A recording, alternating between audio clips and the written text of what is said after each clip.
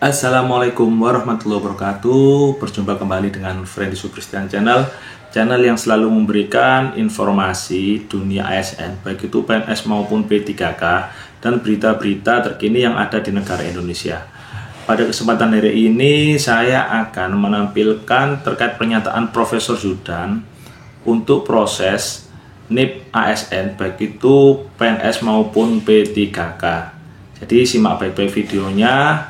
Bagi teman-teman, jangan lupa dukung selalu channel Friendly Supristian dengan subscribe, like, dan tulis tanggapan di kolom komentar. Kita langsung saja masuk ke beritanya seperti apa. Jadi Bapak dan Ibu, dalam kesempatan ini kita perlu berkomitmen dan melaksanakan secara sungguh-sungguh. Untuk CPNS, batas akhirnya adalah Juni, ini batas akhir. Untuk P3K, batas akhirnya adalah Oktober. Ini yang perlu percepatan dari kita, karena kalau melihat data, ada 211 instansi yang mengajukan permohonan penundaan. Ini yang perlu menjadi perhatian. 211 instansi ini untuk segera melakukan percepatan-percepatan. Ada 16 instansi belum melaksanakan CAT. 182 instansi mengajukan perpanjangan waktu untuk penerbitan NIP, CPNS, dan P3K. Dan ada 13 instansi yang membatalkan, kemudian menunda seleksi P3K untuk ikut di tahap kedua. Oleh karena itu, rekan-rekan semuanya segera melakukan penyesuaian agar batas akhir Juni untuk CPNS dan batas akhir Oktober untuk P3K bisa terpenuhi semuanya. Kemudian langkah-langkah teknis yang harus segera kita lakukan. Pertama, kami sudah menerbitkan surat tanggal 18 Maret kemarin agar semua nomor induk yang sudah disiapkan oleh daerah segera dikirimkan atau permohonannya segera dikirimkan, dan yang sudah terbit perteknya sudah sampai ke instansi, tolong segera diterbitkan keputusan pengangkatannya, karena bulan Juni itu adalah batas akhir untuk CPNS dan Oktober batas akhir untuk P3K. Jadi mulai 1 Maret silahkan, 1 Oktober untuk P3K silahkan, 1 April juga silahkan. Kemudian yang kedua, dalam surat kami ada 8 poin. Poin pertama, segera diproses SK-nya. Kemudian yang kedua, tolong usulan untuk NIP CPNS paling lambat 10 Mei. Ini paling lambat, karena kami memerlukan waktu untuk memproses, dan nanti berlakunya 1 bulan pada tanggal 1 bulan berikutnya. Jadi kalau yang mengajukan nanti di bulan Mei, TMTSK-nya adalah 1 Juni. Kalau mengajukannya di bulan Maret, TMTSK-nya adalah 1 April. Jadi kami menerbitkan pertek tergantung dari usulan kepala instansi masing-masing.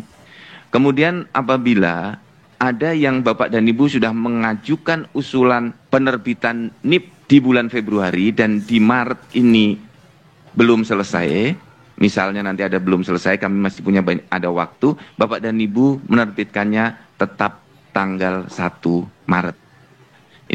Saya mengucapkan terima kasih Bapak dan Ibu dari semua instansi yang sudah memproses pengajuan NIP untuk CPNS. Dari formasi sampai dengan tadi pagi ada beberapa penambahan yang sudah selesai masa sanggahnya menjadi 179.025 yang lolos seleksi, dari pusat 91.079 orang, yang mengusulkan NIP-nya instansinya baru 2.914 atau baru sekitar 3%. Kemudian untuk CPNS yang daerah ada 87.946 dan sudah mengusulkan 28.000 atau kurang lebih ini 30%. Ini terima kasih, daerah sudah 30% mengusulkan pengajuan NIP untuk CPNS. Kalau di total Dari pada 179.000 ini yang mengajukan baru 31.000 atau sekitar 17%. semua Nah, ini perlu percepatan karena waktu kita tinggal 2 bulan. Usulan Untuk kepada P3K. Ini yang pusat ada 204.000 dan sudah 51.000 yang mengajukan usulan NIP. Ini alhamdulillah sudah 25%. Yang daerah ini sudah 58%. Dari 473.000 yang mengajukan usulan sudah 575.000. Totalnya dari 677 formasi yang penuh waktu sudah diajukan NIP-nya 326.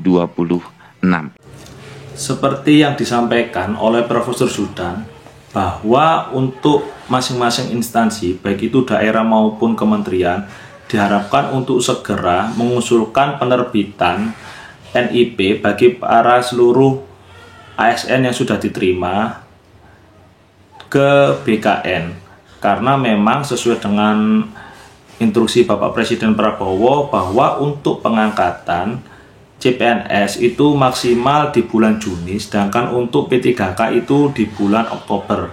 Karena juga kasihan bagi teman-teman yang sudah diterima terlalu menunggu terlalu lama, karena banyak sekali juga teman-teman yang di saat sudah diterima itu mereka resign dari pekerjaannya, sehingga diharapkan untuk waktu tunggu dari teman-teman yang sudah diterima itu tidak terlalu lama.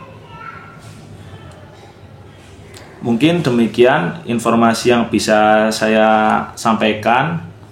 Jangan lupa dukung selalu channel Friendly Supristian dengan cara subscribe, like, dan tulis tanggapan di kolom komentar. Ada kurang lebihnya, saya mohon maaf yang besar-besarnya. Saya akhiri, wassalamualaikum warahmatullahi wabarakatuh.